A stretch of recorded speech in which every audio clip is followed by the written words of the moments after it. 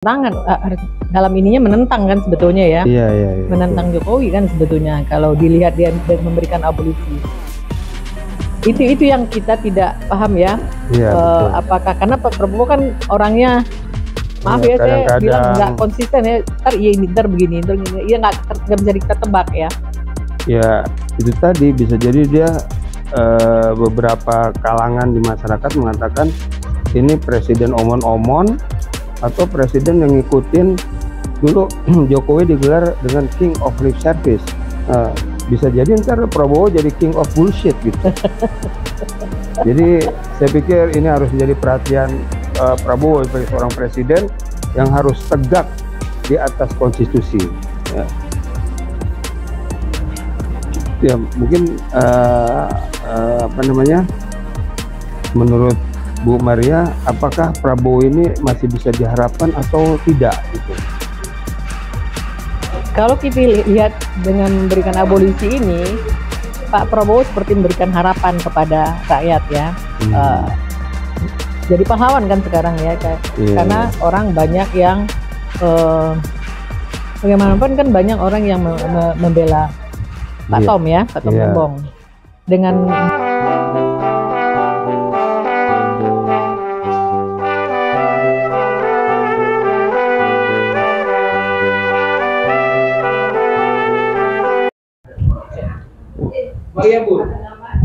Bismillahirrahmanirrahim. Assalamualaikum warahmatullahi wabarakatuh. Waalaikumsalam warahmatullahi wabarakatuh. Selamat. Kenalin dulu namanya siapa, Bang? Oh ya, saya Muhammad Ismet dari FISIP UI, dan ini Ibu Maria Bur ya. Iya, saya dari Hukum, Bang. Dari Fakultas Hukum UI. Kami di sini mau bincang-bincang soal apa yang terjadi akhir-akhir ini. Apa yang lagi hangat ya? Iya, lagi hangat. Terutama soal apakah pemerintahan Prabowo ini diuji ya, benar-benar negara ini negara hukum atau negara kekuasaan, terutama pada saat memberikan abolisi dan amnesti. Yang setahu saya, abolisi dan amnesti itu adalah untuk orang-orang yang tahanan politik ya, bukan orang yang punya kasus-kasus terindikasi korupsi. Nah, kira-kira menurut Ibu Maria gimana nih soal ini, abolisi dan amnesti yang dilakukan oleh Prabowo? Saya jadi tertawa ininya. Mungkin benar juga ya, ini politik gitu loh. Karena sebetulnya kan Tom Lembong itu kalau dilihat dari korupsinya kan tidak ada ini korupsinya ya. Tapi tetap aja kita harus lihat apakah Pak Prabowo ini unsurnya politis atau meredam suasana yang lagi panas gitu. Kalau saya sih melihat ya, Pak Prabowo ini tahu gejolak setelah ini.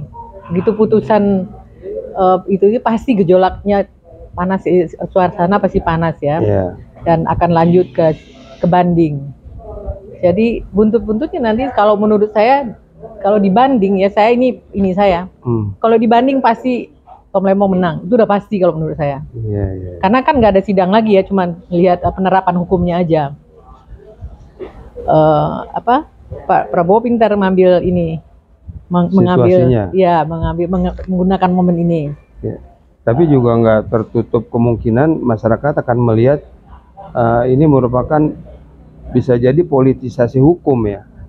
Di balik yang tadi seperti Ibu Maria bilang, ada hal-hal yang Prabowo ingin supaya masyarakat melihat beliau melakukan sebuah tindakan yang seolah-olah berpihak pada rakyat, tapi ya itu yang jadi pertanyaan juga bagi kita untuk melihat ke depannya apa sikap Prabowo yang sesungguhnya. Apakah beliau selama ini betul-betul menjadi presiden yang berpihak pada rakyat, atau dalam tanda kutip orang sering bilang masih terjerat dalam kooptasi seorang mantan presiden Jokowi gitu. Cuma sebenarnya kalau diambil abolisi ini, kita lihat dia bertentangan, dalam ininya menentang kan sebetulnya ya. Menentang Jokowi kan sebetulnya kalau dilihat dia memberikan abolisi. Itu yang kita tidak paham ya. Apakah karena Pak Prabowo kan orangnya Maaf Ya, ya, saya kadang-kadang bilang nggak konsisten ya. Ntar iya ini, ntar begini, ntar gini. Iya nggak bisa kita tebak ya. ya itu tadi bisa jadi dia beberapa kalangan di masyarakat mengatakan ini presiden omon-omon atau presiden yang ngikutin dulu Jokowi digelar dengan King of Lip Service. Bisa jadi ntar Prabowo jadi King of Bullshit gitu. Jadi saya pikir ini harus menjadi perhatian Prabowo sebagai seorang presiden yang harus tegak di atas konstitusi. Ya,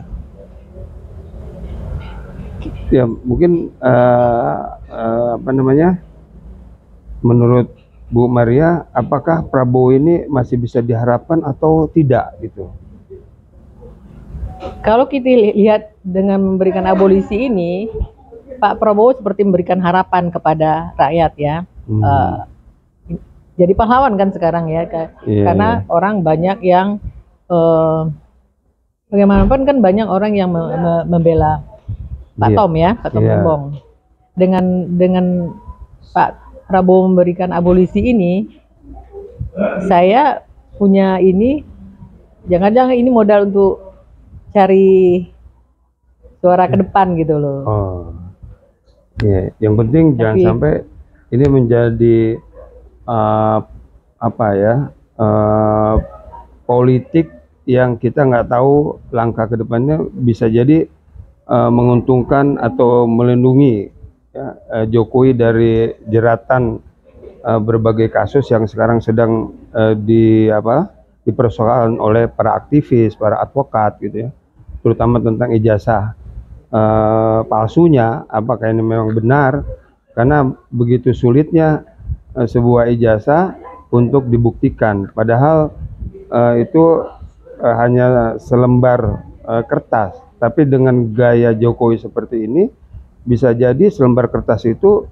punya makna di balik itu yang membuat negara ini jadi tidak menentu ya. Harusnya juga Pak Prabowo mengambil sikap juga ya tentang ijazah palsu ini. Benar. Saya sih berharap Pak Prabowo bersuara, tapi sampai sekarang beliau kan diam sibuk bahasa ya.